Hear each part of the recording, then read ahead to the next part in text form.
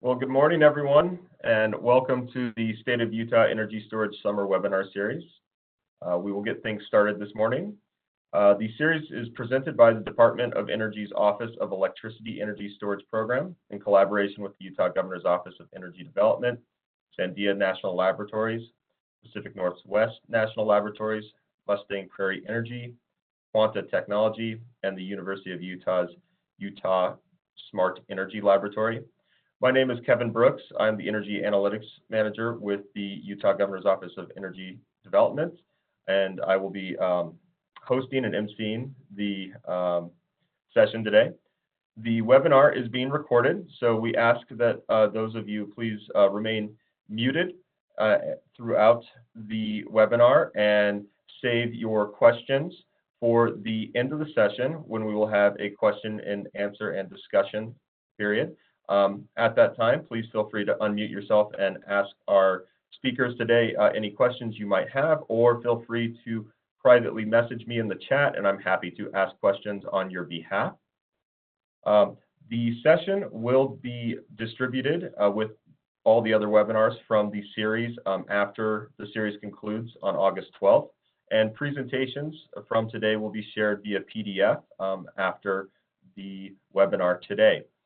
So with that, we will move on to an introduction and recap of the Utah Energy Storage Summer Webinar Series from Dr. Imre Gyuk. Dr. Imre Gyuk is the Director of the Department of Office of Electricity Energy Storage Programs. And without his office's support and his support, this series would not be possible. So thank you to Dr. Gyuk, and welcome, Dr. Gyuk. Well, good morning. Can you hear me? Yes, we can.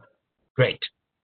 So here we are again in Utah, and in the next session of our series on energy storage.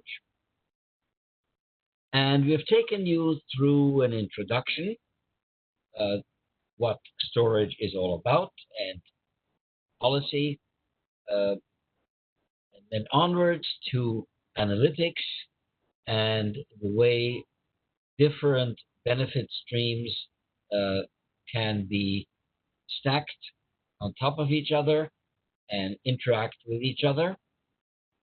We went on to very important case studies to show storage at work. We then had experts on finance who told us how you could finance energy storage. And now in this fifth session, we are back to policy. And I want to impress on you just how important policy is for the development of energy storage. Some time ago, we showed that frequency regulation was twice as effective if done by energy storage than done in the traditional way of simply ramping up generation down. In and of itself, that was an accomplishment, but it would not have had any impact whatsoever. It was not until FERC recognized this situation and imposed its mandate on pay for performance, where no longer was storage paid for by capacity. The frequency regulation was done by capacity, but by actual throughput of energy. And that created the first commercially viable case for energy storage. Later on in Massachusetts, we showed that storage can be used for demand charge reduction and save the municipal utilities substantial amounts of money. Well, now it turns out that the independent system operator may change its tariff structure. And it may be that this benefit stream may drop out. What this shows is that policy changes, and you have to be fully aware, and all the agents of policy have to work together with each other. We all believe that renewables are the way of the future, and that we will see more and more renewables. We all know that storage is absolutely necessary if storage is going to reach if renewables will reach the high penetration that we expect it to do. Examples abound. In Iowa, we are doing a 2-megawatt project with Alliant because they simply can't put more photovoltaics on until they have more storage. You have all heard about the big project that Los Angeles Water and Power is planning. They need it so that they can bring renewables on in the proper way. So we need renewables, we need storage, and we need business cases that will allow us to bring on storage. So, in order to do that, we need the help of policy. And policy, of course, comes on many levels. There is FERC on the national level, there are the state legislatures, there is the independent system operator, where applicable, and there are the public utility commissions. They all have different aims. Together, they will enable storage to be successful, or maybe not. So today, we will hear from P&L and from Sandia on what policy is all about. Thank you. Thank you, Dr. Gyuk. Moving forward, I'd like to introduce our keynote for today, Representative Stephen Handy from the Utah State Legislature. Representative Handy represents Utah's 16th Legislative House District. He was appointed by Governor Gary R. Herbert in April 2010 and has been reelected 5 times. His committee assignments include Chairman, Political Subdivisions, Member, Public Utilities, Energy and Technology, and Member, Natural Resources, Environment, and Agricultural Appropriations Subcommittee. He also serves as a board member of the Point of the Mountain Land Authority. He is a co-chair of the Utah Legislature's Bipartisan Clean Air Caucus. Professionally, Steve owns a public relations and marketing business, which he opened in 2002 after 17 years in newspaper marketing as the marketing director for both the Standard Examiner and Deseret News. As a graduate of the University of Utah, Steve has a bachelor's degree in English and master's in human resource management. He served 8 years on the Layton City Council and currently serves on the United Way of Salt Lake's Davis County Leadership Council and on the Intermountain Hospital McCady Board. So welcome, Representative Handy. Thanks very much to all of you. Thank you very much. I've been looking forward to this opportunity to discuss the policy issues, and I thought that Dr. Gyuk put this and framed this very, very well. What is the role of a policymaker, an elected official like myself? And I'm going to compare and contrast with the Public Service Commission. Just to review a couple of things, Dr. Gyuk said that policy changes. Yes, policy does change. It changes based upon political whims, political pressures. Market forces certainly have to do with policy changes. He also said that all agents of policy have to work together, and that is very, very true. When we're trying to advance the new energy economy, and I have very much enjoyed all of these sessions. I have participated in all of them about energy storage. We can understand that the policies to advance this, we have to be able to work together, policymakers, developers, the financial markets, landowners, certainly the Public Service Commission or the Public Utilities Commission. Typically it's known in other states, but in Utah it's the Public Service Commission, but it's the same thing. And all have different roles. In Utah, as all of you know, most of you know, we are part-time legislators. So we're always scrambling to identify and understand various areas of expertise. We don't have a staff that really helps us.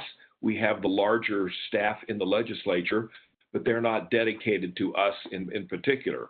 So we're scrambling to understand and to spend the time that we can spend serving the public and serving in the offices to which we've been elected. So it took me a while to understand, as I early in my legislative career wanted to get involved in energy policy, and I could see it's not my professional background, but I could see very quickly how important this is for our nation, for not only the health aspects, but just for good policy to advance, as Dr. Gyuk talked about, the advancement of renewables and everything around that, including energy storage. So it took me a while to understand what is the role of the legislature, of the policymaker, as opposed to the Public Service Commission. Now, we in all states, and as I've had time to understand and worked on national committees and worked on a lot of things and talked to legislators around the country, those lines can cross a lot. We always talk about, we try to be pure. I try to be pure in terms of saying that we like to stay within our lanes.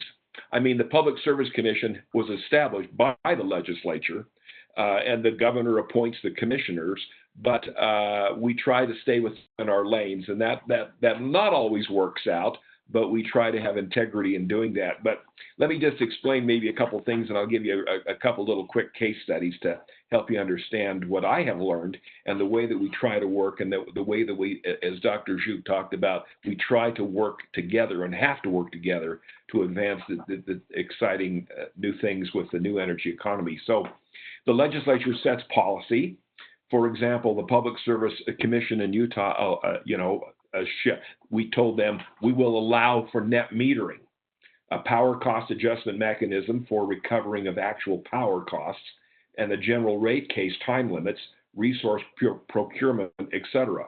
So the Public Service Commission establishes rules, adjudicates cases to implement the statute.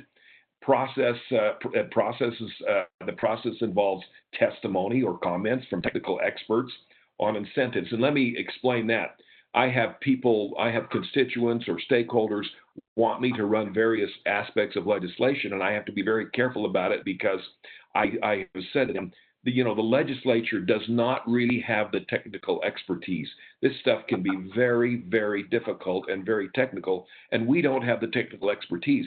Therefore, we rely on the Public Service Commission, who does have the technical expertise, or they can go out and buy it. In other words, they can bring in consultants if they're deficient in any kind of these areas. So the process involves testimony or comments from technical experts on incentives, rate mechanisms, and projections of load supply, etc. Here's an example. The Utah Energy, the Electric Energy Balancing Account is a good example. The legislature passed a statute in 2009 authorizing the Public Service Commission to adjust rates post hoc for power cost differences from base rates, an exception to principle of prospective rate making. The Public Service Commission then created the program in a docket, taking expert testimony about how to structure such an account, timing, what's included, who should share risks, etc. In early 2011, the PSC adopted a pilot program allowing a 70-30 sharing of the difference between base rates and actual power costs, with a prudence review mechanism. The PSC then initially denied, but later approved, an interim rate mechanism coinciding with other procedural changes. Later on, the legislature changed policy to require a 100% recovery of the difference of an EBA where that was approved, with no sharing, in other words. The PSC then adjusted to reflect the legislature's direction. The Utah Supreme Court, relying on the legislature's language about the standard for cost recovery, struck down the interim collection mechanism. So you can see exactly how technical and how difficult this can be, and all of the different forces and parties that are working together and sometimes work against each other. So the legislature typically sets the objective, leaving to commissioners, with advocacy from others as they take public testimony, the construction of the process to achieve the objective. The Public Service Commission also recognizes the proper scope of its task, which is not to manage a utility, but to establish boundaries of acceptable utility conduct. So with that little preface and a little bit of a case study, I'll tell you something that was my own case study. In 2019, I had a groundbreaking piece of legislation, House Bill 411, Community Renewable Energy Act. And what this act allowed was for communities to enter into agreements with our investor-owned utility, the Rocky Mountain Power, that has most of Utah, 80% or so of Utah, and to enter into agreements with them because the communities wanted to go to 100% net renewable by 2030. That's the goal.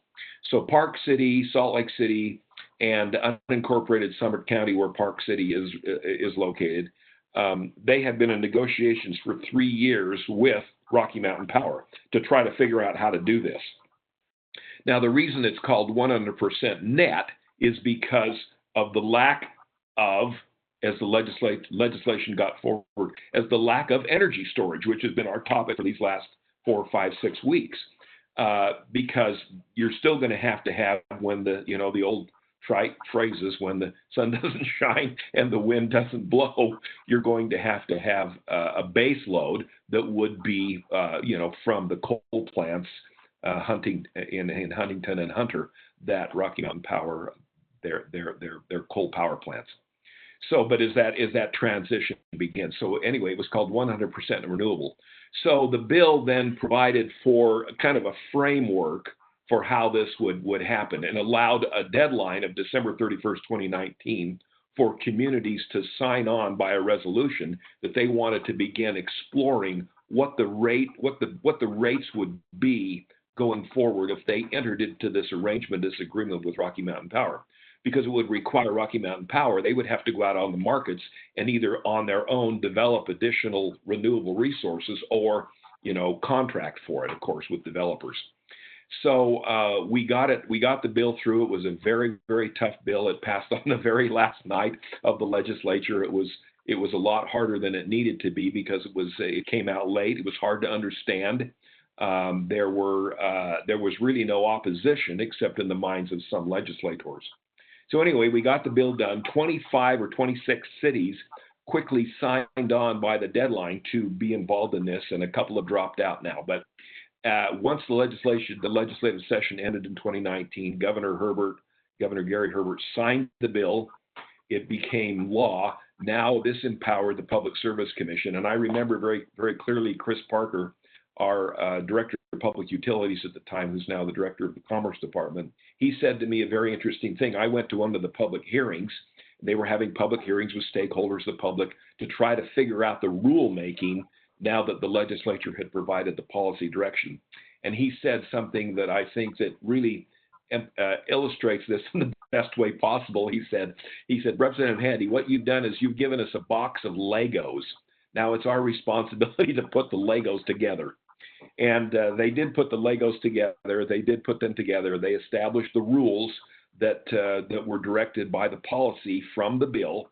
And now we are in a situation with that policy where these communities continue to evaluate and to determine what the potential rates would be if they entered into the arrangement with Rocky Mountain Power. So I hope that's a good little overview of picking up from what Dr. Gyuk said about how all of these various parties, policymakers, which is our topic today, policymakers, elected officials, then the Public Service Commission, their role, the role of others, the stakeholders and the public at large to provide input to advance policy. It's not an easy thing. It's not an easy thing. It's a difficult thing, and that's understandable. But it's something that I'm certainly committed to, and all of you on the webinar today are committed to as well to better understand this. So I'll conclude there, Kevin, and to all of you. I think I've taken my 10 minutes or so, and look forward if we have any questions at the end of the webinar, and go from there. So thanks, everyone, for letting me explain that. All right. Well, thank you, Representative Handy, for providing the keynote introduction today. All right, moving forward to our first session on energy storage policy and regulatory special topics, I'd like to introduce Jeremy Twitchell, Energy Research Analyst from Pacific Northwest National Laboratories, where he leads the equitable regulatory environment area of the PNNL Energy Storage Program and assists in distribution system planning research.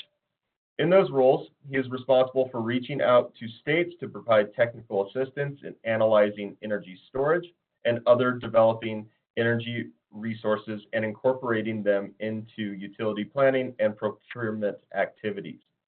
Prior to joining PNNL, Jeremy spent 5 years at the Washington Utilities and Transportation Commission, where he was the staff lead for the development of policies associated with the treatment of energy storage in utility resource planning and rulemaking. His work has supported integrated resource planning, which included development of a distribution planning rule. He participated in multiple utility advisory groups on energy efficiency and resource planning, provided expert testimony in the areas of rate design and resource acquisition, and oversaw renewable resource portfolio standard compliance. He also testified before the Washington State Legislature and prepared a report to the legislature on best practices in distribution system planning. He has presented on the topics of energy storage, renewable resource portfolio standards, and renewable resource integration at regional, national, and international conferences. So, Jeremy, welcome.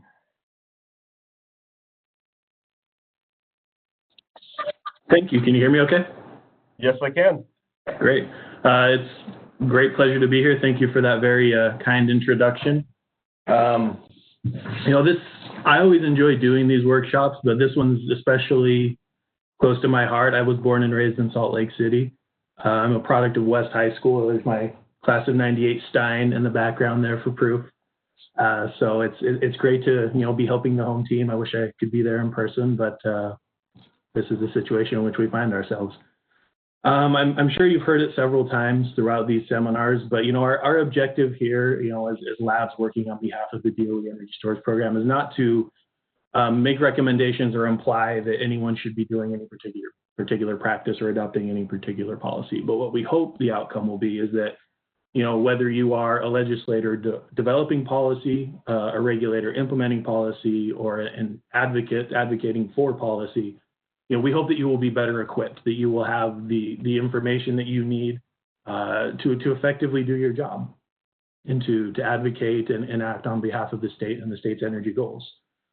So my role today is to build a little bit on some of the evaluation presentations that you heard a couple weeks ago from Ray Byrne and Patrick Balducci, and then kind of look into the frontier, look at some of the emerging uses for energy storage, some of the areas where there are particular challenges for how we plan the grid and how we value energy storage, and the work that is being done to understand those challenges and work through them. Some of these challenges we're pretty far into. We have a pretty good idea of how to work through them. Other ones we're just starting out.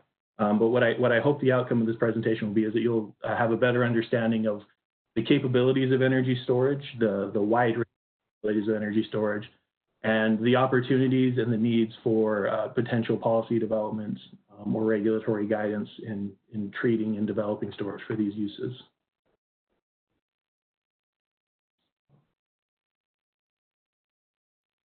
Okay. So I just want to, of course, acknowledge the guidance and funding provided by Dr. Imre, who we just heard from, who has funded this work. Also want to point out that a couple of the projects that I'll be mentioning briefly were funded by the Water Power Technologies Office and the Transmission Permitting and Technical Assistance Division. So I want to, of course, acknowledge their assistance and funding as well. So to begin today, we'll do a quick recap of some of the valuation principles that you heard about a couple weeks ago. Then we'll move into some of these challenging emerging uses that I mentioned, storage for resilience applications as a transmission asset, this concept of embedded storage on the grid, and we'll talk about that. And then hybridization, some of the unique challenges that we see when we pair energy storage directly with renewable generators. And finally, I'll say a brief word about the energy storage grand challenge that DOE is currently conducting.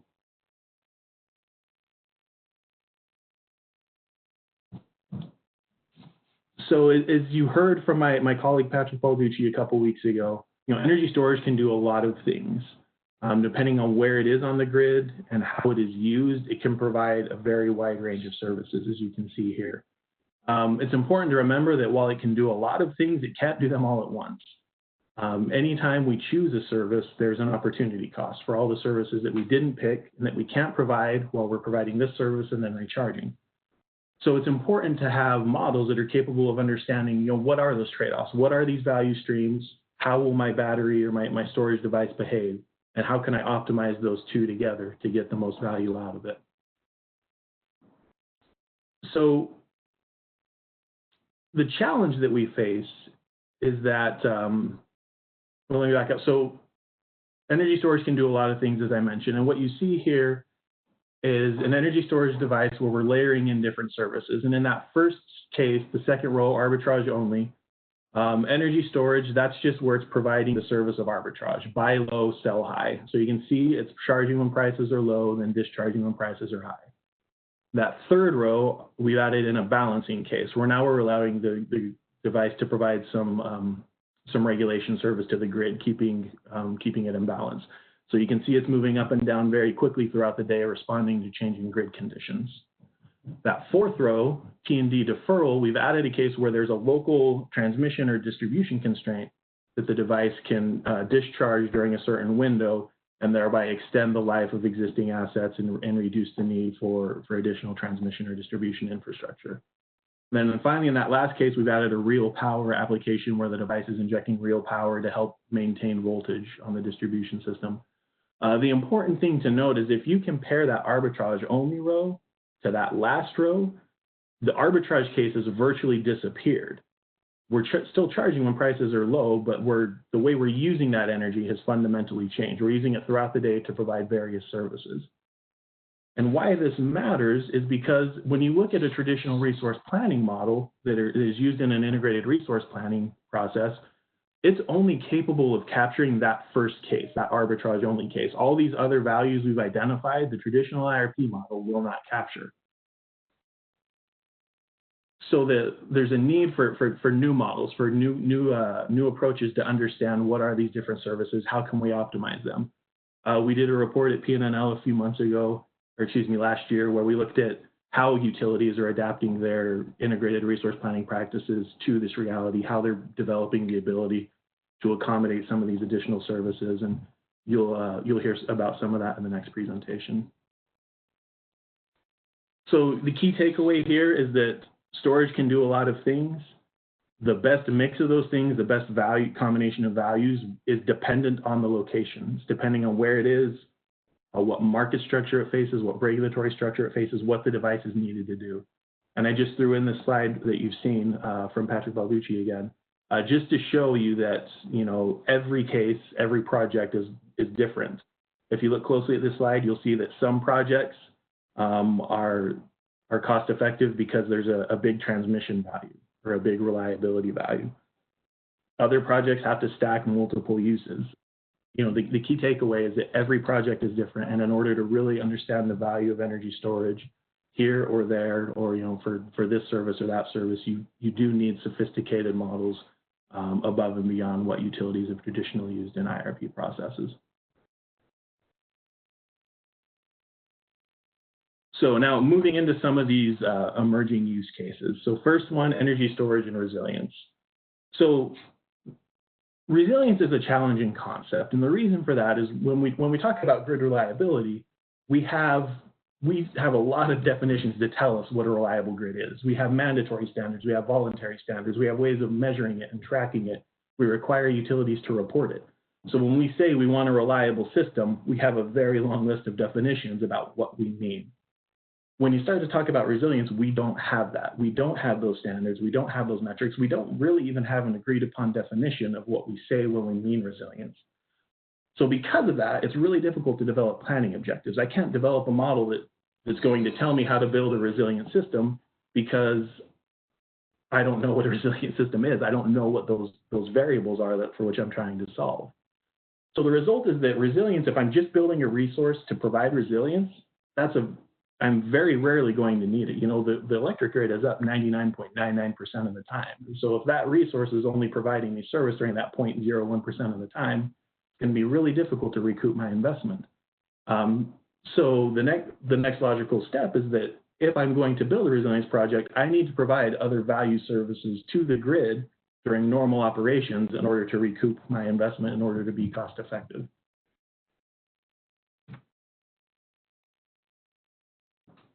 So energy storage really changes the paradigm when it comes to resilience. You know, traditionally, we've been in this paradigm that I call mission critical resilience, where if I need to do resilience, you know, my options are really my only option is to build a backup generator. That backup generator, you know, from a grid perspective, there's not much it can do. It provides capacity and energy. Utilities have much more cost-effective ways of getting capacity and energy. So I don't have a lot of opportunities for grid participation. So I'm absorbing all those costs. I have to buy the generator, I have to buy the fuel, I have to store the fuel, I have to do the maintenance, and this gets costly. So really, historically, you've only seen resilience at places that have to have resilience, that have to have critical backup power: hospitals, military bases, sensitive manufacturing facilities. But now the advent of energy storage has created a new paradigm where we can now talk about economic resilience. You know, I can take that generator, but now I can put in solar PV, distributed wind, you know, something that will provide me some capacity and some energy, but also save me on fuel. But most importantly, I can add storage to take all that generation and harness it and shape it in a way that I can provide value to the grid. I can provide capacity and energy. I can provide reserves.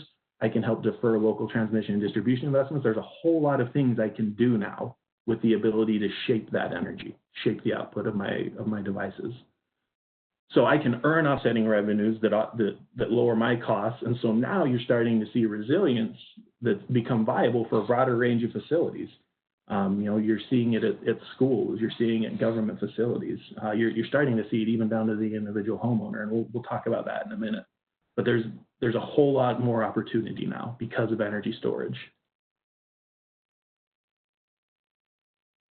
So, but again, since I don't have planning metrics to tell me where to put resilience, we have to think about planning for resilience in a different way. So we did a paper, there's a link to it on the previous page, sorry, I forgot to point that out, where we proposed this framework to say, what does it look like to plan a resilient system? So this first point we said is identify risks. You know, well, let me back up. So what we're essentially arguing in this paper is that we need to stop thinking about resilience from a grid perspective because it's just too big of a concept. We've had a hard time getting our heads wrapped around it. We've been spinning our wheels a lot. So let's think about resilience from a local perspective. Let's think about it from this site or that site. You know, I can't back up the entire grid, but I can back up that hospital. I can back up that pumping station. So thinking about what are those points on the grid, those critical loads that I need to maintain, and then identify the risk. You know, what am I worried about? Historically, what has caused outages at this location? What is that big potential scenario I'm worried about? You know, the earthquake, the big one. You know, I grew up in Utah learning about the big one doing the earthquake drills. You know, is it a tornado? Is it a hurricane? You know, what is that kind of disaster scenario I'm worried about? And then define the critical loads. So if the grid goes down, what do I need to keep up? What is the shape of that need? How much power do I need? How long do I need it? What is my risk tolerance? I can build a system that will 100% guarantee that I'll be able to ride through any scenario. It's probably going to be ridiculously expensive though. If I'm comfortable with a system that gives me, say, like a 90% chance of riding through, that becomes much more cost effective. So, the key point here is that, success has to be defined first. We have to identify what is the shape of the need? What do I need these resources to do to provide resilience?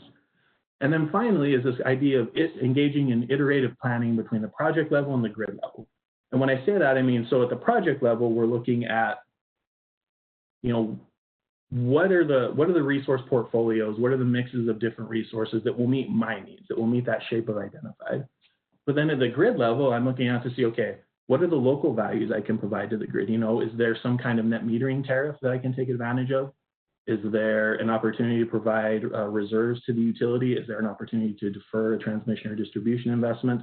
And how can I design my project in a way that I can capture those values and help make my project cost effective? But also looking at communications and control infrastructure, making sure that the utility has the ability to communicate with my system in a way that will allow it to provide these services. And so there's a little bit of back and forth there to really optimize the project to meet both the resilience need and to provide some offsetting an offsetting revenue from grid services. And the key point there is that this configuration will vary by location. There is not going to be a one-size-fits-all answer.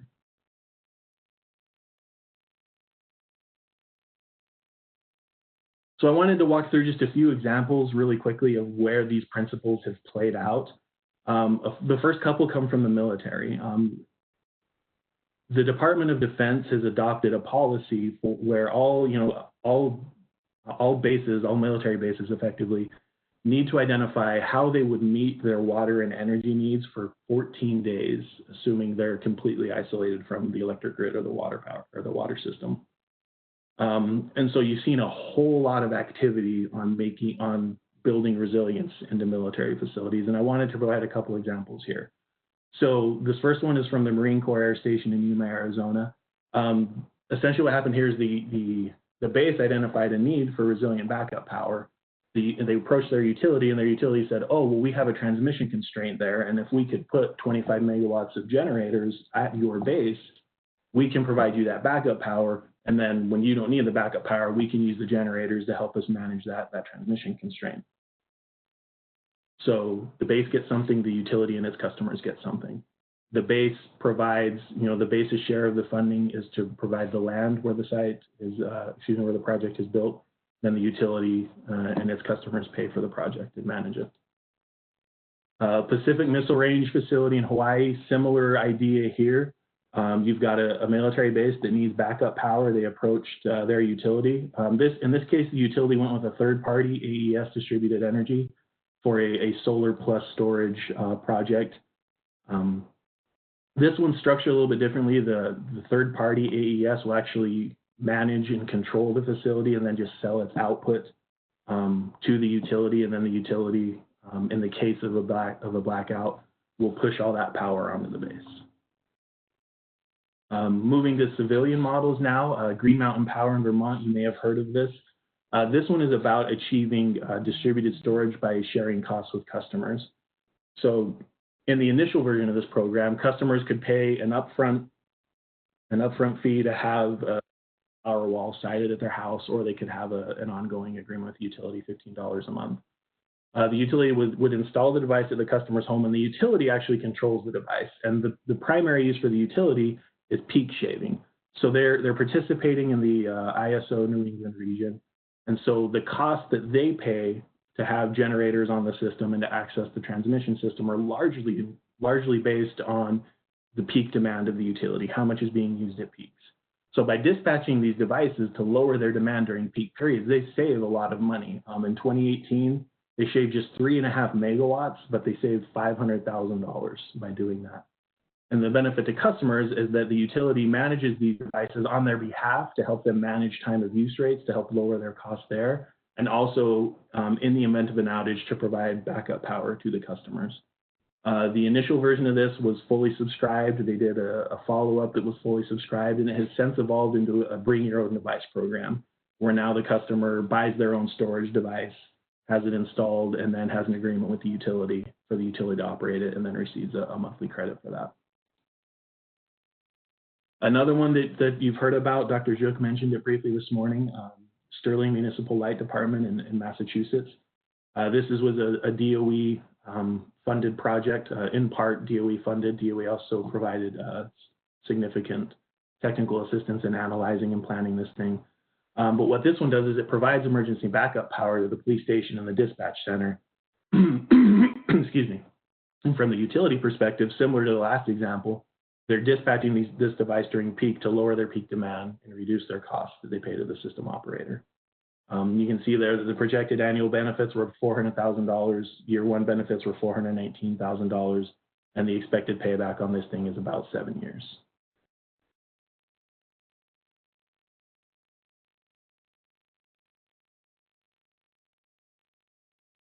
There we go. So quick summary of these emerging models, resilience is a hyperlocal concept.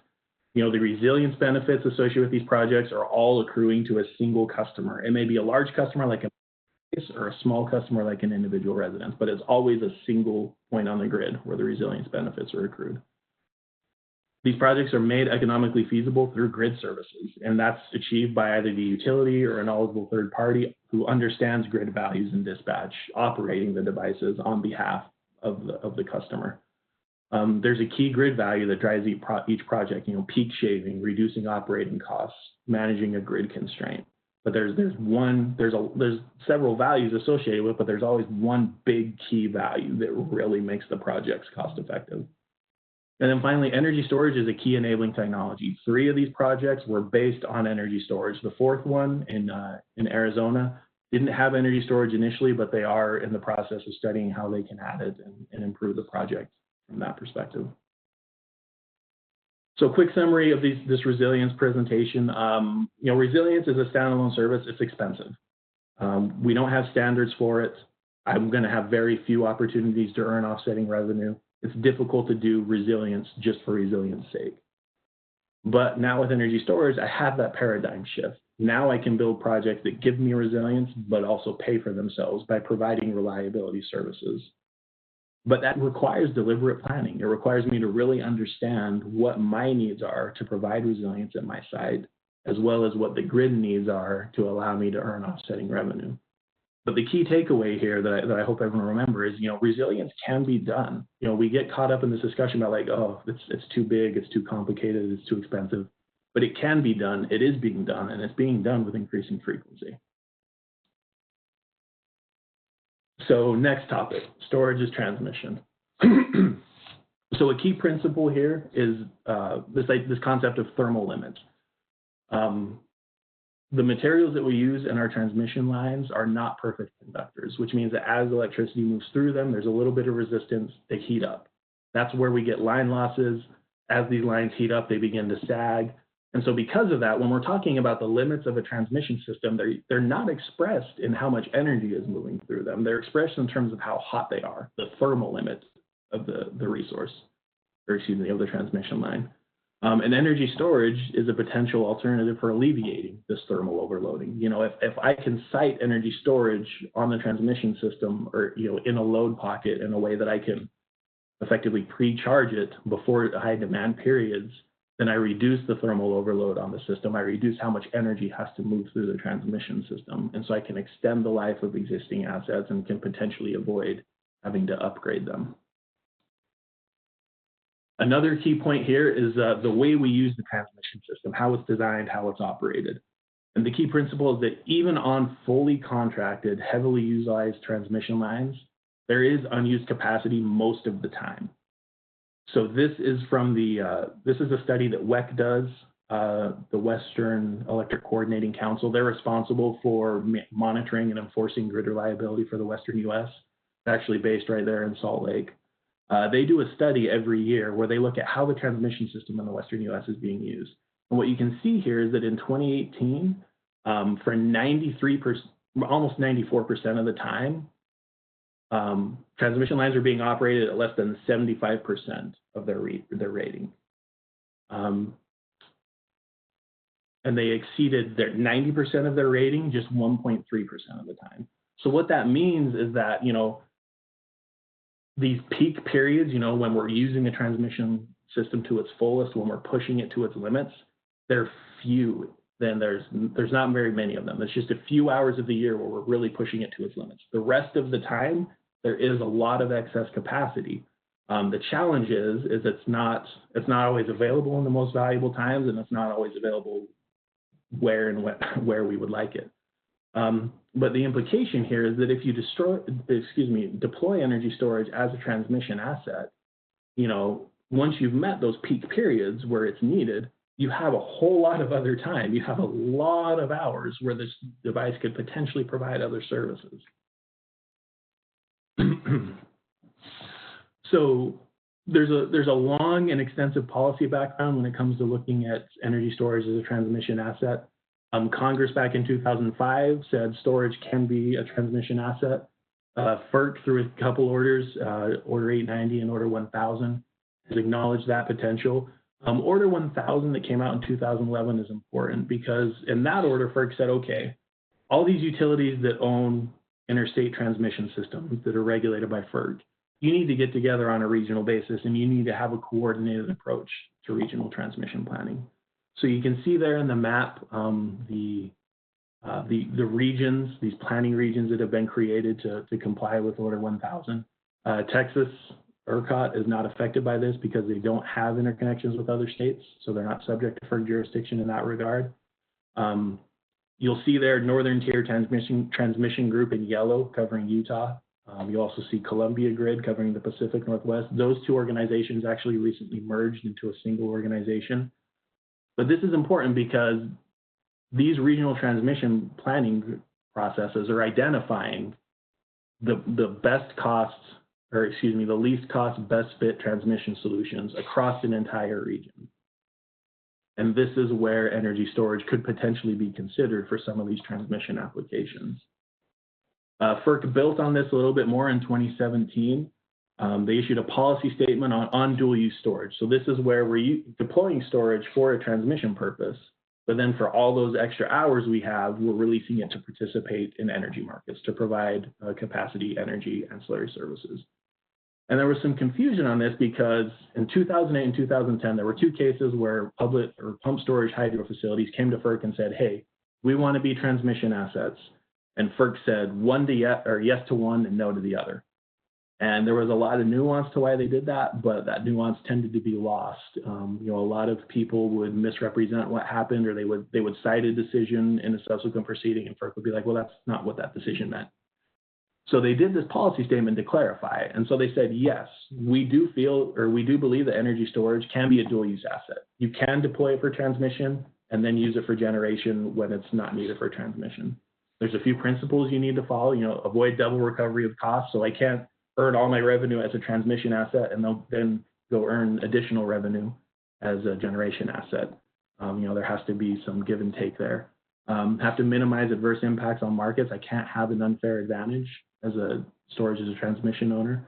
And the ISO's independence must not be compromised. And so what this means is that when the device is operated as transmission, the ISO is in charge of it. The ISO, the regional system operator, excuse me.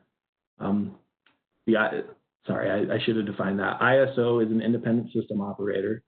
That is where an energy market has been set up on a regional basis, and the independent system operator operates the transmission system and the energy markets across that region. And so FERC has said, when it's a transmission asset, the ISO decides how to use it. When they release it to the market, then the asset owner is in charge of bidding it into the market and managing it. So a policy statement doesn't require anyone to do anything. It's non-binding, it's a suggestion. There were a couple regions, a couple ISOs, California, mid-continent, that actually initiated proceedings to try and figure this out. Neither one of those were successful, I guess is the right word. MISO down selected and ended up doing a simpler solution of energy storage just as a transmission asset, not as a dual use asset. California suspended their proceedings, saying there's just way too much to sort through. We're going to need additional time to figure out how to do this.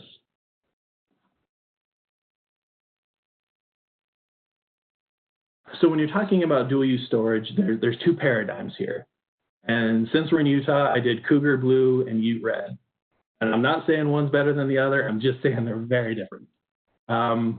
We've got a vertically integrated utility. This is like a Rocky Mountain Power utility. This is where the utility controls the generation and the transmission and the distribution system. They control the whole system. And then you've got the deregulated paradigm. This is like an independent system operator where you've got a third party, this independent operator, controlling the transmission system and managing the energy markets. So when you're talking about storage as a transmission asset from a planning perspective, either paradigm, you're dealing with the same process. An individual utility is doing its transmission plan. That's being rolled up and considered in a regional transmission plan. And then projects are selected and built.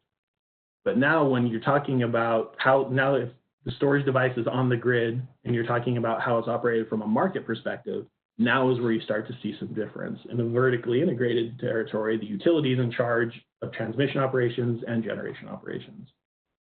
But in the deregulated utility world, transmission operations will be in charge of the will be subject to the ISO, and generation operations will be subject to the utility or the third party. So when you're talking about the challenges associated with storage and transmission, a lot of this depends on where you're situated. From a planning perspective, these are universal. No matter where you are, what system you're working under, transmission decisions are being made through a regional planning process. And so understanding, how energy storage is included in this process and how the benefits of the operational benefits of when we're using it for generation are included up front. As my colleagues talked about a few weeks ago with valuing energy storage, you have to understand all the things that it can do and consider them up front so that you know whether the device is cost effective and how big it should be. This is challenging in this scenario because if we're looking at storage through a transmission lens, we're only looking at it for the transmission system. These other benefits that it might generate by participating in energy markets, by providing capacity, energy, ancillary services, the transmission planning process doesn't look at those, doesn't consider those. So we have to figure out how we can have processes that understand what these values are on the generation side and can incorporate those into the planning process, into the decision-making process to recognize where energy storage could be a cost-effective solution considering all the benefits that it can provide. Now, operationally, this is where the challenges differ depending on where you are. If I'm in a vertically integrated region like Utah, if I'm the utility, if I'm Rocky Mountain Power, this is easy for me. I'm just dispatching the device for transmission, for generation. I don't have to go through a market. I can just do what needs to be done. But there's some sneaky challenges here. There is no market signal to tell me what the value of those grid services are. And so the challenge is trying to figure out how do I dispatch my device based on those values? How do I really factor those grid values into my dispatch strategy? And then there's a need for control. Someone has to control and dispatch this device. The utility has to do that. So that creates some challenges if there is a policy directive or desire for third-party ownership. That's tricky under the vertically integrated utility model because of that need for control. We're not in a deregulated area, so I'll just move on. So a project that we have right now through the Water Power Technologies Office, the HydroWires Initiative, is to understand this concept of dual-use energy storage. As I mentioned, there have been proceedings where ISOs have tried to implement it, and they have just kind of suspended those proceedings and said there's too much to sort through. So we're trying to help understand what are these regulatory and policy issues that we need to sort through to really enable dual-use energy storage. This is a 2-year project between us and Argonne National Laboratory. Excuse me. So in year 1, PNNL's job is to identify what are the barriers to pump storage hydro to large energy storage projects and the planning and operations process. What are the best practices for overcoming those barriers? How do we actually enable storage to do this? Our colleagues at Argonne are developing a model that will help us understand, how much energy storage would it take to provide the same level of service as this transmission line that I'm considering. And then we'll bring it all together in year 2 and say, okay, if we apply this participation model, if we allow storage to gather these or to earn these market revenues, here's the total value that we can consider from a planning perspective. So we're wrapping up the year 1 process where we've tried to identify, identify these barriers and these best practices. So from the transmission planning perspective, this regional transmission planning process, the barriers are that these planning processes are slow to incorporate new technologies. Congress in 2005 said, consider energy storage. FERC in 2007 and 2011 followed, reinforced that. It wasn't until 2018, 13 years after Congress first said so, that a regional transmission plan finally actually looked at energy storage and actually selected it through a transmission planning process. Another barrier, another challenge is that there aren't really clear entry points for energy storage. FERC's directives on energy storage in the transmission planning process basically said it needs to be stakeholder driven. So a stakeholder has to come to the ISO and request that they consider a storage project. But if the ISO doesn't have a clear process for how that is done, stakeholders don't make those requests, as we've seen. It's only where an ISO has come up with a clear practice, a clear process for considering energy storage, that energy storage has actually been considered and actually been selected through a transmission planning process. That's the California system and the MISO, the Mid-Continent system. And then again, the challenge I mentioned a few minutes ago of understanding what are these non-transmission benefits? How do we account for those on a reasonable basis and then reflect those in our analysis? So best practices for managing some of these, there needs to be a clear practice for including energy storage and planning processes. California, the Mid-Continent region have done that. And so you've seen both of them have a transmission planning process that resulted in an energy storage selection. But then the trickier one here is how do we develop that participation model to really quantify these non-transmission benefits of energy storage and include those in the process. The market operations side, not as salient for Utah, so I'll skip that for now, leave them there on the slides for you to review later if you're interested in that. So this next area talks about energy storage as an embedded asset. This is a newer idea that we're just starting to think about. So what's unique about energy storage, as Representative Handy mentioned in his comments this morning, or excuse me, unique about electricity, is that we built it. It's the only commodity that we built without any kind of storage component. Any other commodity has built-in storage, warehouses, granaries, reservoirs. Electricity is unique in that it doesn't have anything like that. In embedded storage, these warehouses, these things like that, they create a buffer between mismatches and supply and demand. So that smooths out price spikes and it protects customers. So now the question that we're wrestling with is, now that we have energy storage that's potentially cost effective, should we go back and retrofit the grid with it? Should we build in storage into the supply chain like we've done with every other commodity? The way we've done energy storage up till now is we add it on the margins of the grid, and then that injects flexibility into the grid. The idea here is if we just made storage, a part of the grid, like a substation, like a transformer, and then we just built that flexibility into the grid, then the grid would be flexible. It wouldn't need external flexibility. It would just be flexible. So you can see a link there to the first report.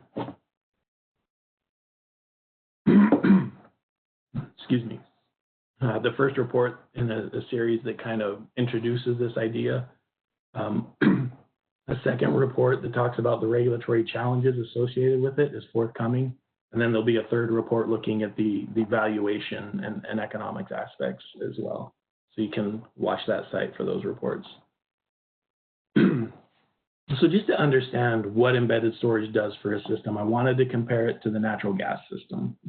That's the only other energy commodity we have that's delivered to homes in the same way that electricity is. So it's a good comparison. So in this really simple clip art example that you see here, we've got a city, and our assumptions are that, during average conditions, it demands 1 million cubic feet of natural gas. But during peak demand, winter heating, that increases to 1.5 million cubic feet. Similarly, on the electric side, we assume that on average it's demanding about 100 megawatts, but at peak, that goes up to 125 megawatts.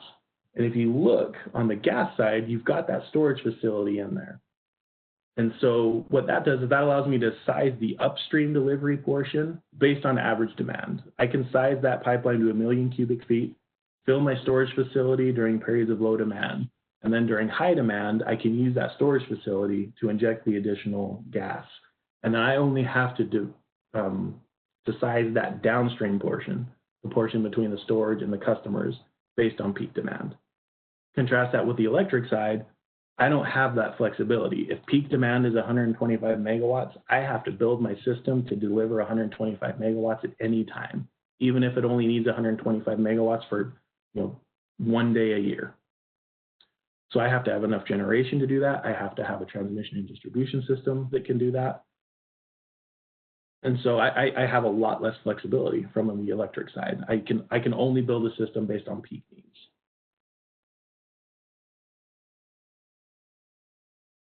So, as I mentioned, this is an idea we're just starting to think about. There's a whole lot of questions remaining still.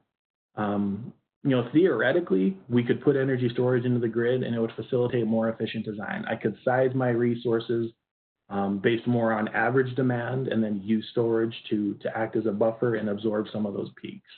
So that might help me reduce total system costs, manage volatility. I won't have daily price swings. I won't need as much ancillary services. So it's an interesting idea, but there's a whole lot of questions left. We've identified a few regulatory barriers here. Similar to resilience, there's no underlying standard that's for this. There's no underlying standard that says, here's the role that embedded storage could play on the grid. So when I'm planning a transmission system, when I'm looking at how power flows through, there's no signal for me to consider energy storage. And when there's no signal for that, it's really difficult to justify that. If there's no signal for it, I can't design a market product to compensate for it. And I can't, if I'm looking at it as a regulated asset, trying to justify it to a regulator, I can't make that justification because there's no underlying standard that says there's value here and this needs to be done. So, figuring out how to include it in planning process is absent that requirement. Should we develop requirements like that? Should we just figure out how to work it into existing processes? Who's going to own this? How are we going to pay for it? Who pays for it? Who benefits from it? Metrics, how do you measure this kind of service? A whole lot of questions. Valuation, how do you pay for this? How do you understand its value to the grid? So those are the kinds of things that we're exploring in this project. And this is the one that's funded by the Transmission Planning and Technical Assistance Division.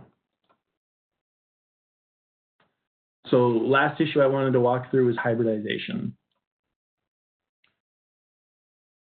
So, we heard a lot about renewables in the introductory presentations today and their impact on the grid. These impacts are well known by now. We don't have to spend a lot of time on those, but when I put a resource on the grid that I can't control, whose generation is going up and down throughout the day, that requires me to have additional resources on my system to manage that variability, to smooth it out and keep the grid in balance.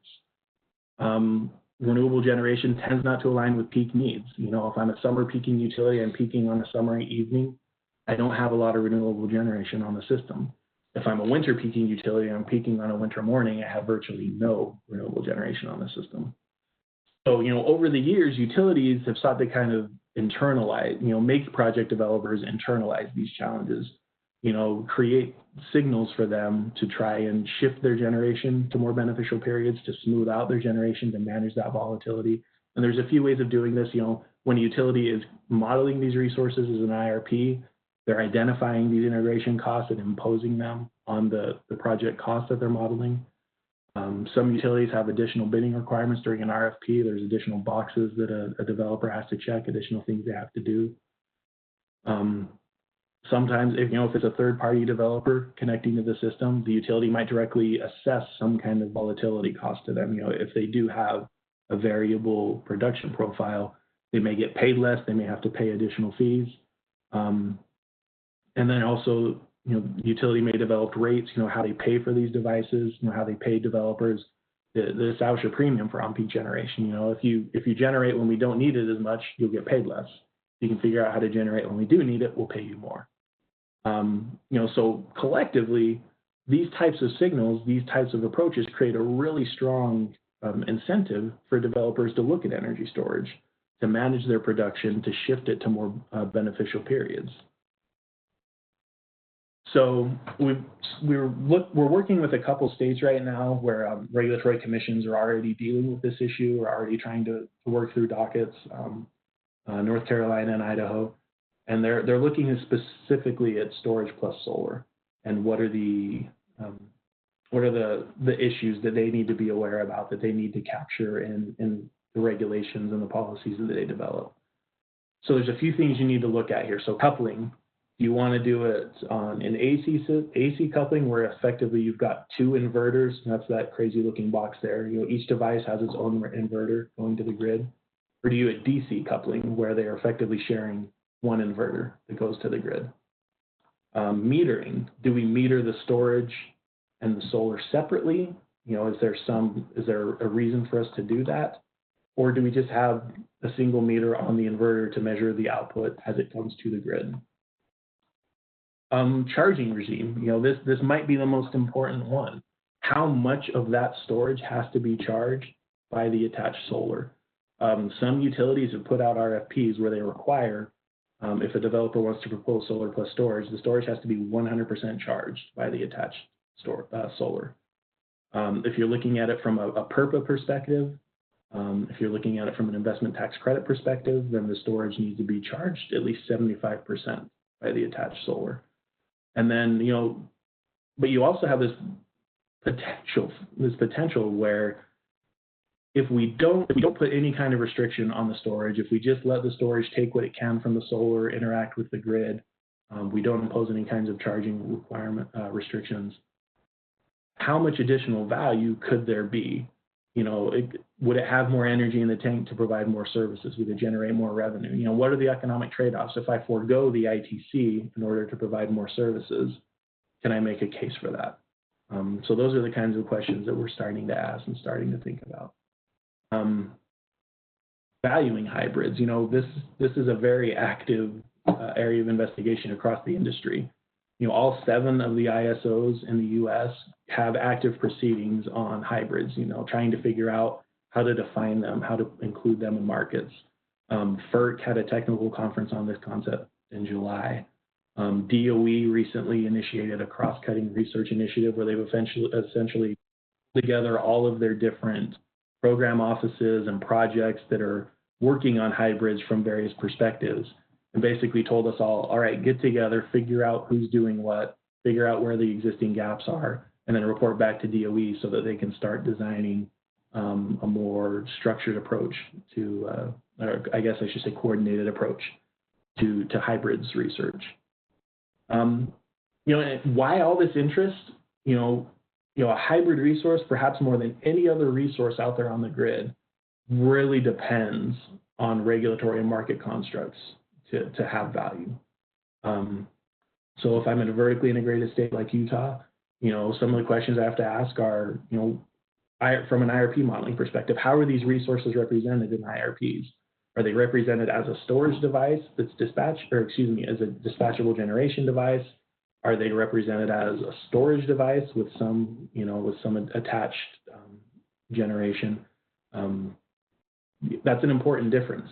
From a modeling perspective, those are 2 very different resources that will interact with the other resources on the utility system in a different way. Project design requirements, if a utility is doing an RFP for solar plus storage, what kind of requirements is it imposing on developers? What are the charging requirements? How is it configured? What makes the most sense based on the needs that the utility has identified? Looking at interconnection policies and especially looking at retrofits. There are a lot of developers out there, a lot of third-party developers, a lot of PURPA developers who are now coming back and saying, hey, we would like to add storage to our projects. So what does that look like from an interconnections perspective? Interconnection policy is very much in the wheelhouse of a state. So, are the state's interconnection policies, developed enough to accommodate these kinds of uses? And then finally, PURPA rate design. I've mentioned that a few times. If you don't know what PURPA is, consider yourself fortunate. It's effectively a rule, a federal law that says utilities have to buy the the output of small electric facilities and cogeneration facilities based on the utility's avoided cost. Simple idea, incredibly complex in implementation. But you are seeing a lot of interest and a lot of activity in deploying hybrids through the PURPA construct, which has some really intriguing implications on how we design PURPA, how we define PURPA. One last quick note on hybrids, something to consider is FERC Order 845. This is one that came out a couple years ago. It actually came out at the same time as Order 841, which dealt with how market products are designed and how they compensate energy storage, which got a lot of the headlines. FERC 845, though, also very important for energy storage.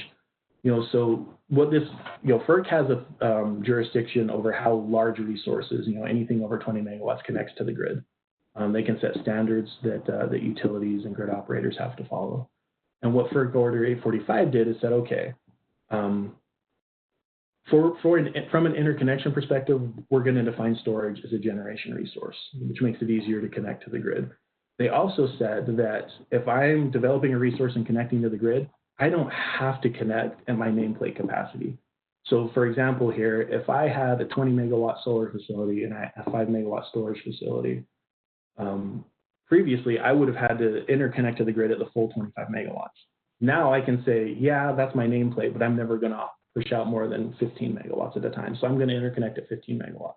What that does is that makes the interconnection study process a little easier because now it's a smaller resource. It also creates more efficiency in the transmission system. So if I'm interconnected at 25 megawatts, the utility basically has, the transmission operator basically has to set aside 25 megawatts for me on the transmission system. I have a right to that. But if I'm never pushing out more than 10 or 15, then there's a lot of inefficiency there. So what does this mean for state policymakers, for state regulators? If there is an existing generator that wants to add storage, is an additional interconnection study necessary? If you take a narrow reading of 845, you could argue that it wouldn't be.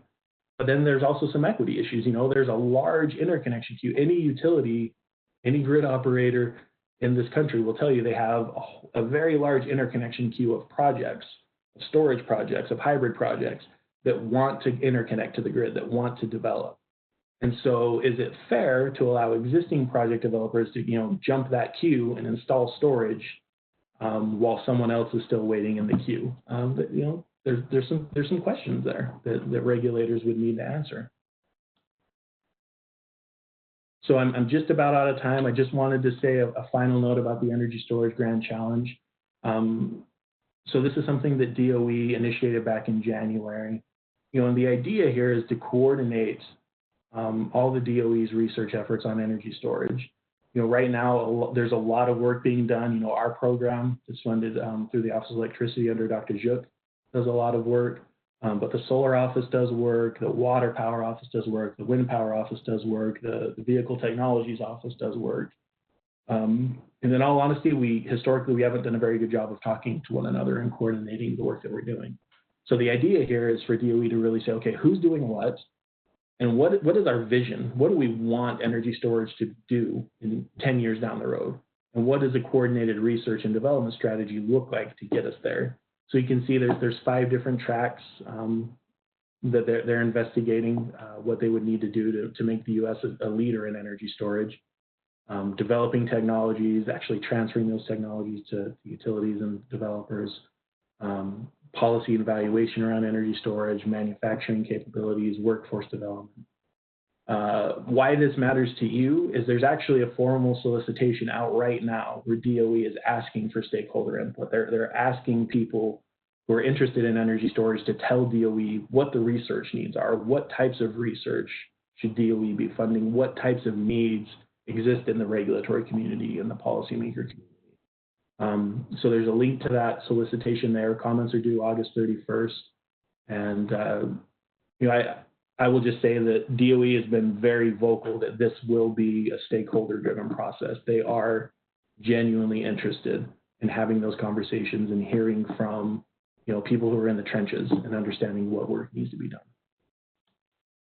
So with that, there's a link to some of the resources that we've developed through the programs, DOE site, the labs, the Energy Storage Association. And with that, so there's my contact information. I'm always happy to have follow-up conversations, take any questions that we don't have time for today, and thanks for the opportunity. Excellent. Well, thank you, Jeremy, for the presentation there, the deep dive on our first session there. So moving on to our second session, I would like to introduce Will McNamara. Using a bit of...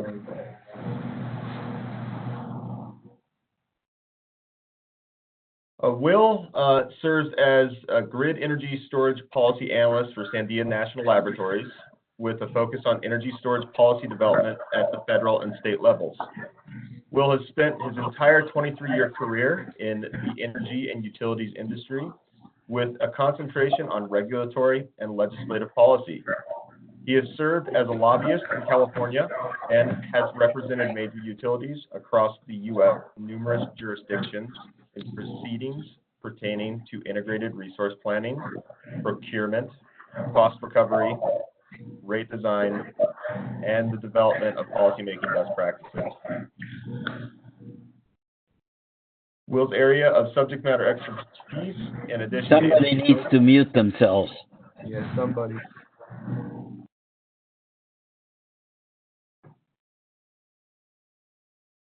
All right, it looks like it has stopped here. So with that, I will turn this over to Will. Welcome, Will. Thank you, Kevin. Hopefully you can hear me okay. Yes, I can.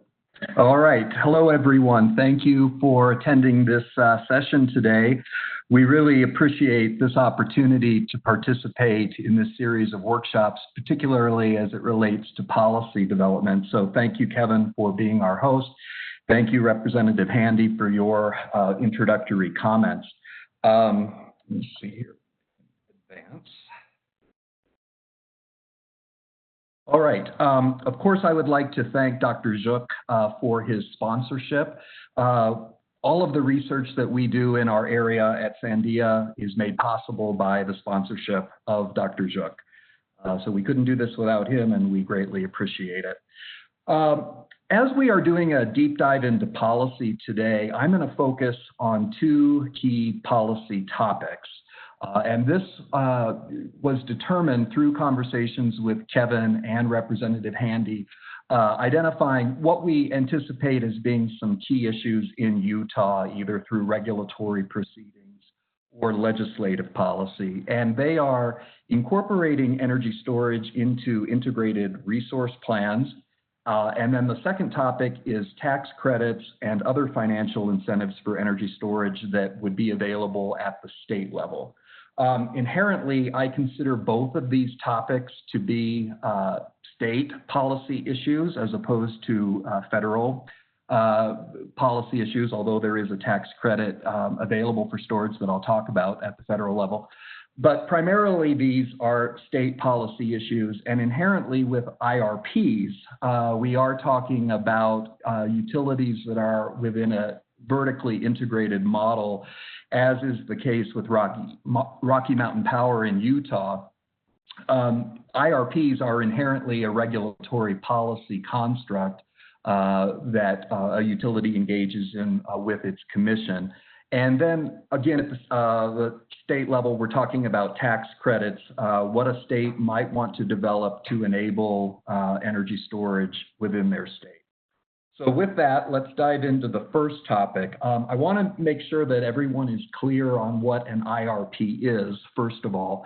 IRPs are not new, but applying them to new technologies such as energy storage is new. But IRPs have a long history going back to the 1970s, really, when consideration of energy efficiency or demand-side management alternatives were first being discussed and mandated. And Therefore, policy around IRPs started to come together in the 1970s. But essentially, an IRP is a utility plan that projects future customer needs and identifies the resource mix that's most likely going to be used to meet those needs, with considerations of balancing cost and risk. Now, most of these IRP plans usually project out 10 to 20 years, and they are more common, if not exclusively, relegated to vertically integrated, in other words, regulated states. The typical IRP uses three main inputs: forecasted demand, capital costs, and the operating profile of traditional technologies. And that's very key. That's why I've underlined it and bolded it. The typical IRP that most state commissions and utilities are familiar with have been focused on those traditional technologies and have not lended themselves to the new technologies that are becoming so prominent in our industry. The growth of distributed energy resources, and by extension energy storage, really has sparked a renewed interest in IRPs and the inadequacies around the traditional modeling tools. So the policy issue that we face at the state level is whether or not a state commission should require utilities to include energy storage in their IRPs. Again, why this has come up is that because traditional IRPs do not consider many of the services of energy storage, it's been rather difficult to integrate energy storage into the traditional IRP model. And so we're seeing some changes within specific states looking to see how energy storage can be incorporated. Now, whether or not a state regulatory commission should make this requirement is the policy issue, and there are pros and cons on both sides. Now, on the pro side, there is the argument that thermal and electrochemical energy storage are now competitive with natural gas peaker plants in some cases, and therefore really should be considered as an alternative, and that would support the argument of the commission mandating it. Furthermore, long-term consideration of energy storage addresses other policy issues around states that want to go 100% renewables. Representative Handy talked about that, or 100% clean energy. So there's a correlation between the long-term IRP and consideration of these alternative resources. If IRPs are required to consider energy storage, that's certainly going to provide more market certainty around the role that energy storage will play going forward. And it gives that confidence that, yes, the market is going to support energy storage and encourages the third parties to come in. Now, on the con side, those that would say this should not be a state mandate, they would argue that how can we require energy storage to be included in IRPs when we're still struggling with a lack of reliable cost data and best practices around benefits? If we don't have access to that kind of information, how can we place a requirement within the IRP? The second argument against it is that we presently have a lack of tools or protocols for analyzing storage, and that makes it very difficult if you require a utility to include this in their IRP. As I stated, this would really only apply to vertically integrated utilities that are still responsible for generation resource plans. So it's not capturing the restructured markets. And those that would argue against a mandate might say, well, it wouldn't go far enough anyway to really broadly enable energy storage nationally. And then also the argument might be that instead of looking at the IRP and how energy storage fits into that, utilities really should be doing more detailed distribution system planning, figuring out where the local values exist for energy storage and preparing a distribution management plan rather than a long-term IRP. So those would be the policy pros and cons. I want to make sure that everyone is clear on the traditional process for an IRP. If you've never been involved in one, it is a very comprehensive and detailed process. But essentially, IRPs have traditionally followed a standard process, and that has included developing the load forecast, so where we see a load either increasing or decreasing over the 10-20 year period, identifying the alternative scenarios, so other kinds of generation resources that might exist, going through that process of identifying and capturing the cost-benefit assumptions. Now, those three steps then roll into a modeling framework, and I'll talk about the different frameworks that exist, but whoever might be doing the preparation of the IRP would take the first three steps, put that into the modeling framework, and then the output of that is helping the developer of the IRP to identify comprehensive portfolio costs. Also, the modeling framework should include some risk modeling, and then ultimately, a decision is made around the preferred portfolio selection. And this becomes a regulatory policy issue because the utility that typically would be preparing the IRP submits the IRP to the Regulatory Commission, which evaluates it and ultimately approves or disapproves. So it is clearly a regulatory process, but traditionally the process has ended here when utilities have determined a preferred portfolio standard and may or may not have given any consideration to energy storage. I will talk about how that model needs to be revised to address energy storage in just a minute, but the problem that we are facing as an industry right now is that we are left with a situation where the traditional approach to an IRP is not presently structured to address energy storage in any complete manner, and that is the problem. Right out of the gate, the traditional IRP model is not set up to define the array of benefits that energy storage can provide. Typically, ancillary services would be omitted in an IRP.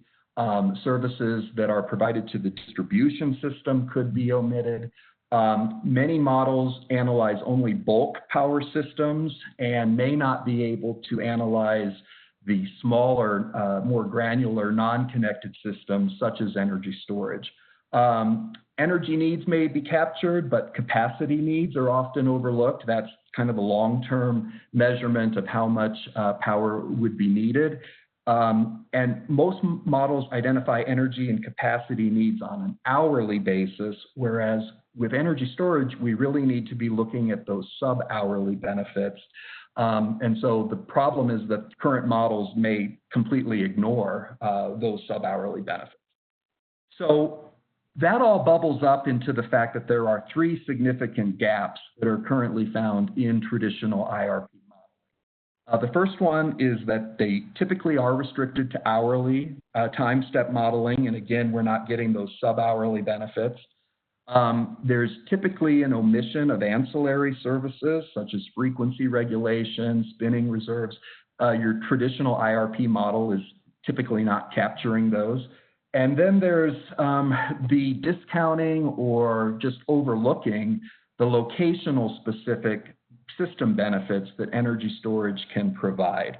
Again, those traditional models don't assess benefits completely, and that is the problem.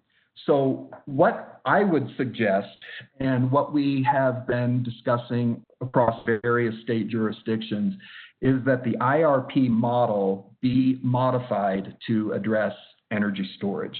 And that can be done from a number of different approaches. But if we look at where the traditional IRP process has stopped, what we are in need of is approaches that really will target those energy storage calculations. And different approaches can be taken, such as a net cost analysis. That is where we would subtract the benefits of energy storage from the cost of the storage system. That's pretty straightforward. There's a levelized cost analysis that determines the dollar per megawatt hour that results in the desired internal rate of return compared against cost. That's another approach. The locational market value of energy storage can also be addressed potentially, and that is the sum of the marginal value of real power and reactive power that can be provided by the energy storage system at any point in time on the distribution network. And then there's also marginal costs of the grid upgrades required to mitigate overloads. So all of these calculations are presently not in the traditional IRP approach and really need to be in order to capture all of those benefits of energy storage. Now, the policy debate about whether or not energy storage should be mandated as a component of the IRP, that is happening at the state level, and there are 3 states thus far that have explicitly required the inclusion of energy storage. And they are Colorado, that came out of legislation encouraging that the Regulatory Commission build in energy storage procurement mechanisms into the utilities' long-term planning process. In New Mexico, recently revised regulatory rules are now allowing power companies to include energy storage in their IRPs. It's not a mandate, but they are now free to include energy storage where they weren't allowed to previously. And then in Indiana, there's the regulation that requires electric utilities to prepare and submit the IRPs and consider energy storage within those plans.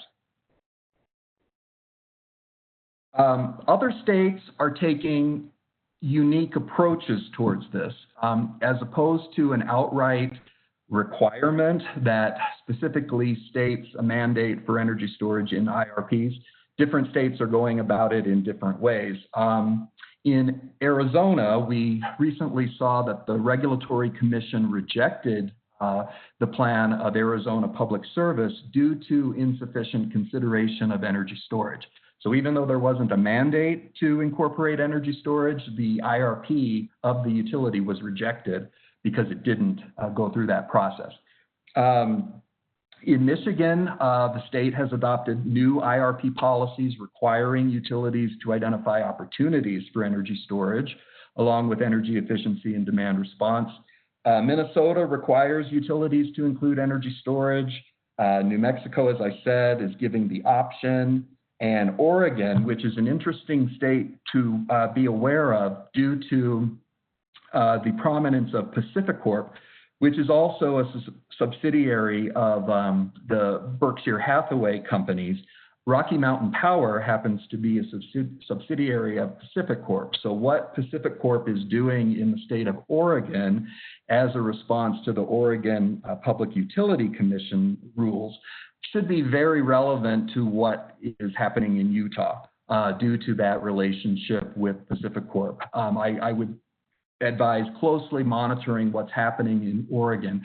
The status right now is that the commission guidelines in Oregon have required utilities, and that's Portland General Electric and PacifiCorp, to identify flexible capacity needs and how those can be met with distributed energy resources. So those utility plans in Oregon have been filed.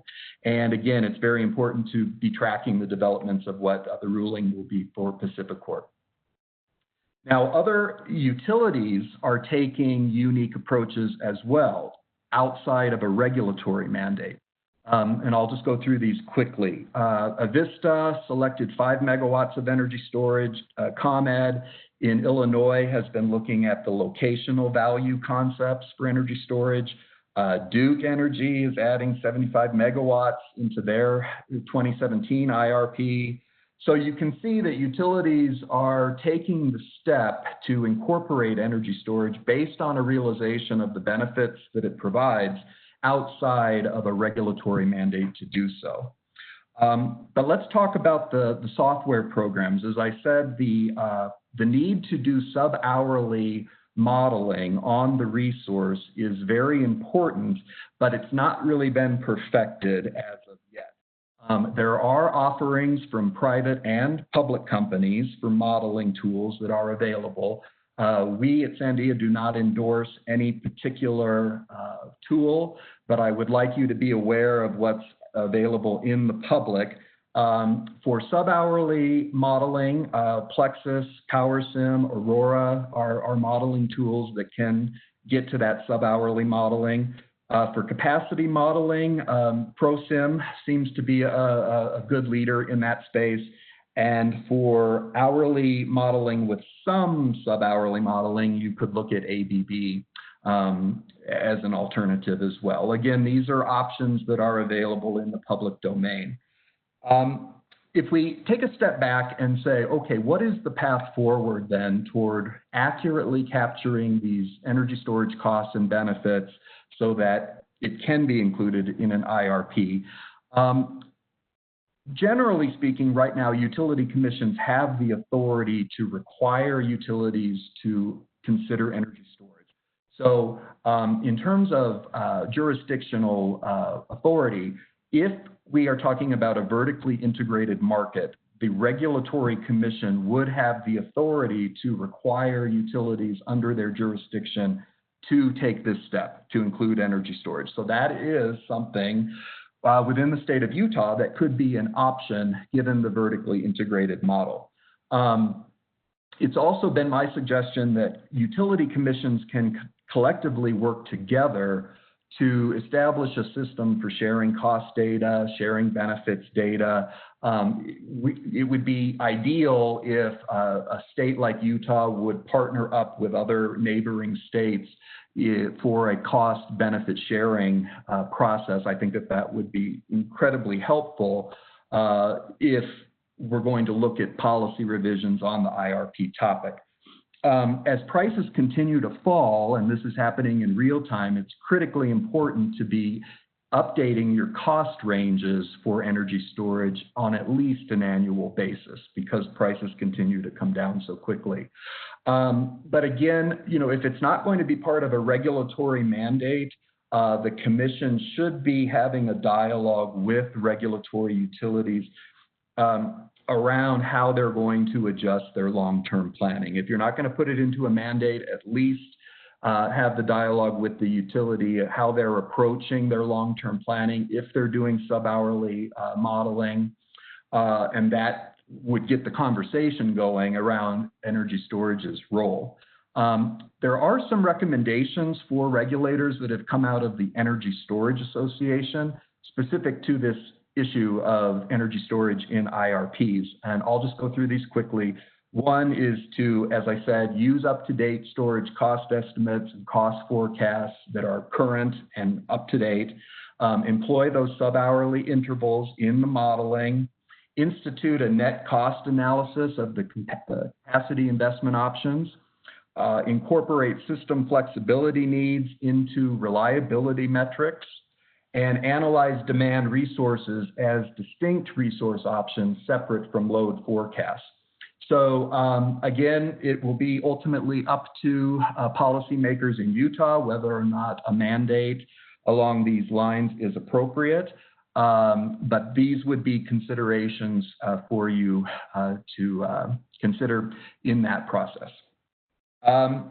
Okay, I've got the time at 11:38, and I think I was supposed to stop at 10 to the hour. I would like to get as far into the tax credit and financial subsidy topic as I can, so I'll move pretty quickly on this.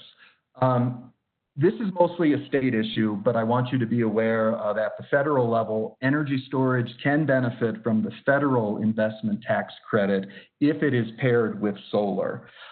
That federal tax credit allows the filer to deduct 26% of the cost of a solar energy system from their federal taxes. Main requirement is that the filer must own the solar system as opposed to a third-party ownership. And in residential applications, the energy storage that supports the solar system, if it's batteries, for instance, must be charged by renewable energy in order to get that tax credit.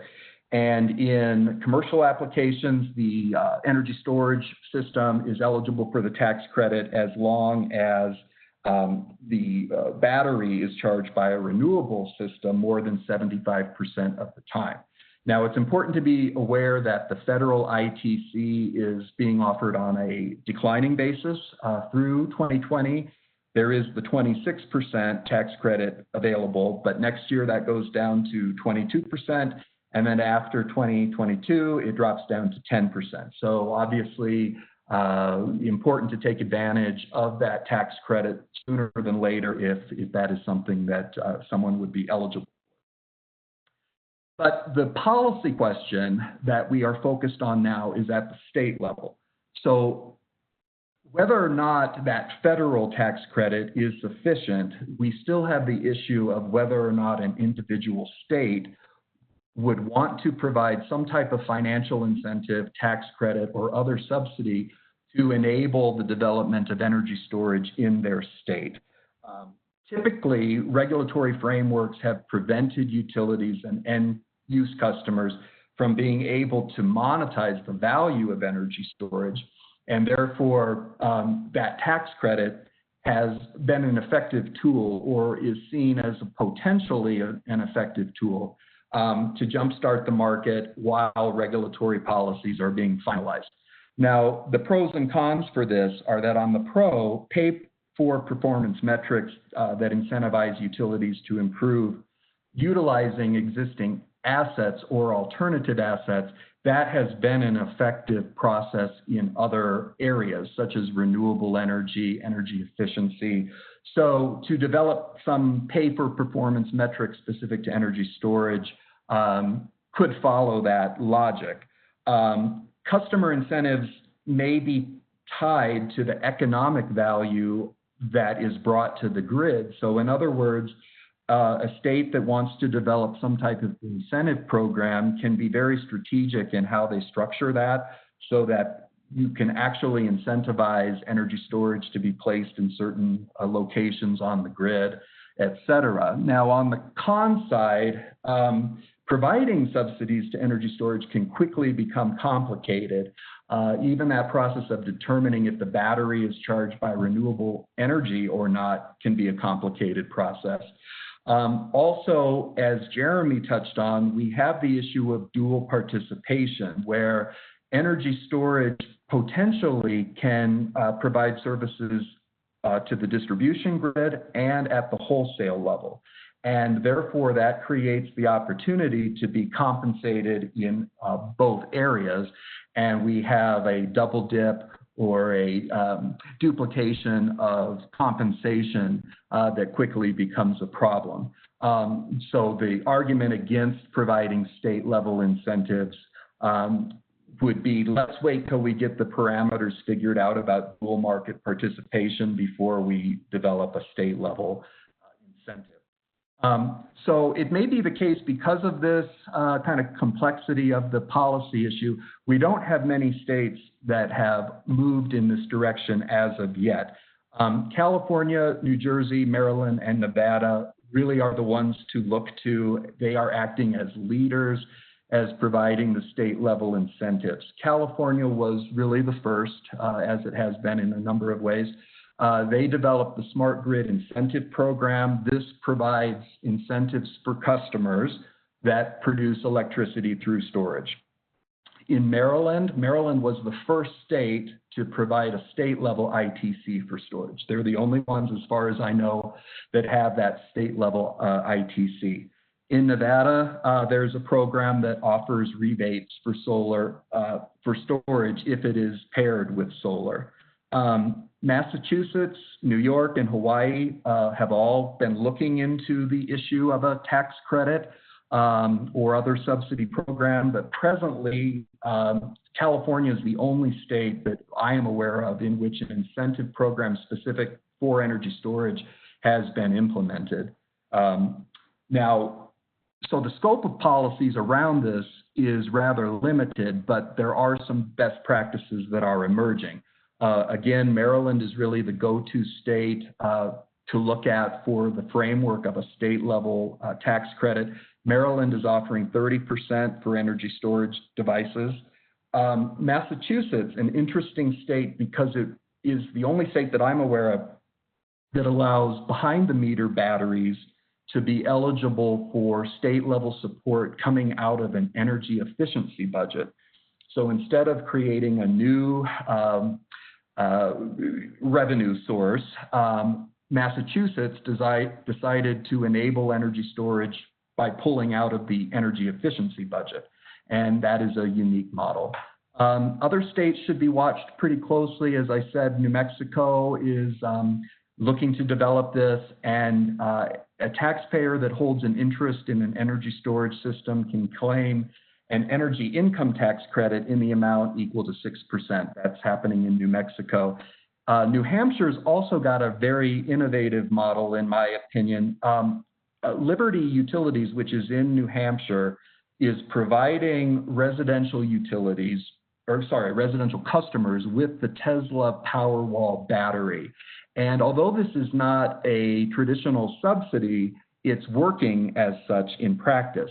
Customers are getting the backup power from the battery, and they're also put onto time of use rates, but the utility is getting the alternative to having to invest in more capital intensive grid upgrades. So that concept of T&D deferral benefit that energy storage provides, that's an innovative way to capture some of those benefits that's taking place in New Hampshire. So if we look at Utah presently, the state has a precedent, a history of using tax credits to enable or encourage other forms of energy, such as renewable energy. And so in the research that I did, there's the high cost infrastructure tax in Utah that is presently offering a 30% tax credit.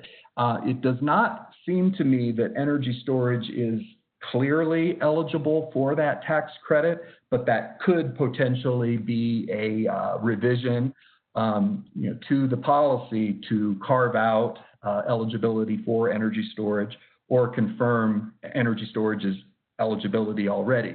The second tax credit that I'm aware of in Utah is the Renewable Energy Systems Tax Credit. That is offering 25% of the eligible system costs, or $1,600, whichever is less. That's available right now. It's not clear to me whether or not energy storage can be partnered with that solar installation to also obtain the tax credit. So if Utah is looking at the issue, it would be my belief that first, looking at the existing tax credits and whether or not they can be extended to energy storage might be a preferred approach rather than building something new specific to energy storage. So again, the question would be, can the Renewable Energy Systems Tax Credit be updated to allow for an energy storage carve-out? And is a standalone tax incentive for energy storage beneficial for the state? Is something necessary to enable energy storage on a standalone basis? As Utah continues to evaluate this issue, there are some key policy questions that I would leave you with. Should a state develop a unique incentive level for energy storage paired with solar, or should the incentive be available to energy storage that is developed on a standalone basis and not partnered with solar? Should there be specific incentives geared toward behind the meter storage versus in front of the meter storage? Fundamental question is, well, what funding source will be used to develop the incentive? Will the subsidy be provided to residential customers only, or would it be available to commercial applications? Should the subsidy be provided for only BTM or FTM energy storage? If energy storage is to be subsidized through existing energy efficiency budgets, how can that be justified through a cost-benefit analysis? So these are some high-level directing questions that I would encourage the state of Utah to consider if the topic of incentives remains on the table. I think I was able to get through that pretty quickly. I hope I didn't speed through it too fast, but if there are questions that you have, please let me know and we can continue the dialogue. I'd like to leave you with the comment that the energy storage policy landscape continues to evolve very quickly. We are monitoring all of the policy developments at the state level and the federal level, and we have a database that is publicly available that offers state-specific policy analysis along with project data. And so I encourage you to take advantage of that as well. With that, I will turn it back to Kevin and open it up for our Q&A session. Thank you, Will, for that presentation. And yes, very much would like to move on to our question and answer and discussion session right here in the last 10 minutes. So at this time, if you have a question, please feel free to unmute yourself and ask one of our presenters, or send me the message just in the chat, and I'm happy to ask on your.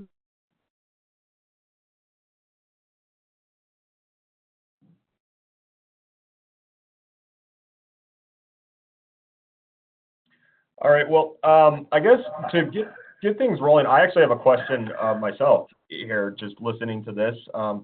You know, Representative Handy brought up a point of with his role there in terms of the state legislator being part-time and being tasked to, you know, pass legislation that's very complex. And, you know, these issues are very technical. And in terms of bridging those gaps, you know, can you guys elaborate a little bit more in terms of the role of some of the national laboratories in bringing states up to speed in terms of energy storage? Sure, I can jump into that real quickly, and I'm glad that you circled back to that topic.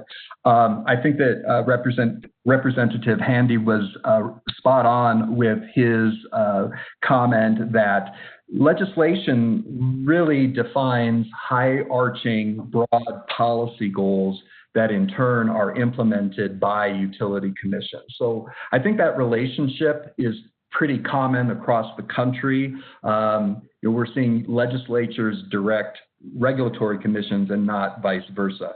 But in terms of the work that we are doing at the labs, we are conducting webinars such as this with various states. And so as Jeremy, I believe, stated, although we are not advocating any particular path or any particular solution, our objective is to provide education, information around best practices and lessons learned for a state based on what's happening across the country. And so really our role is education, I believe, and providing the most current up-to-date information around pricing, technologies, policies, et cetera. Jeremy, do you have anything to add?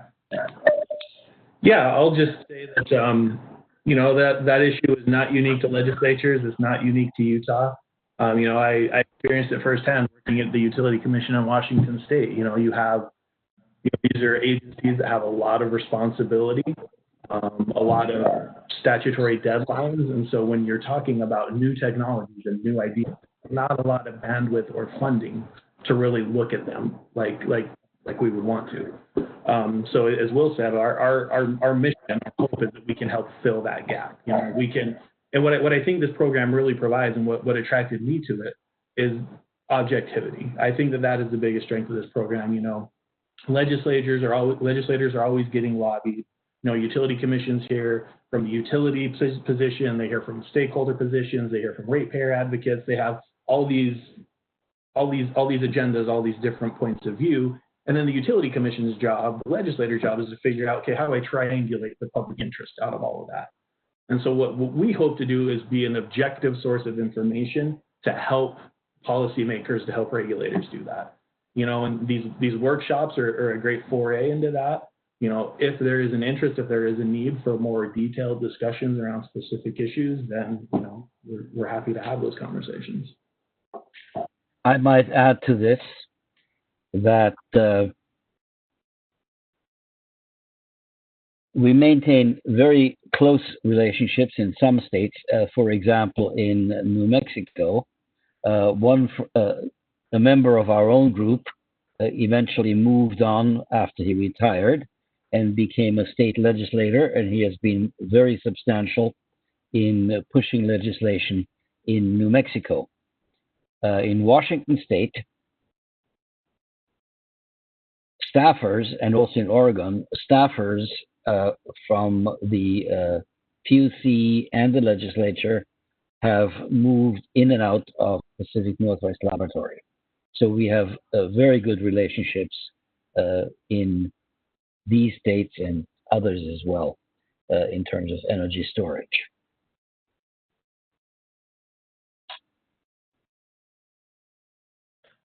Excellent. Well, thank you, Will, Jeremy, Dr. Gyuk, for the response there. Any other questions at this time?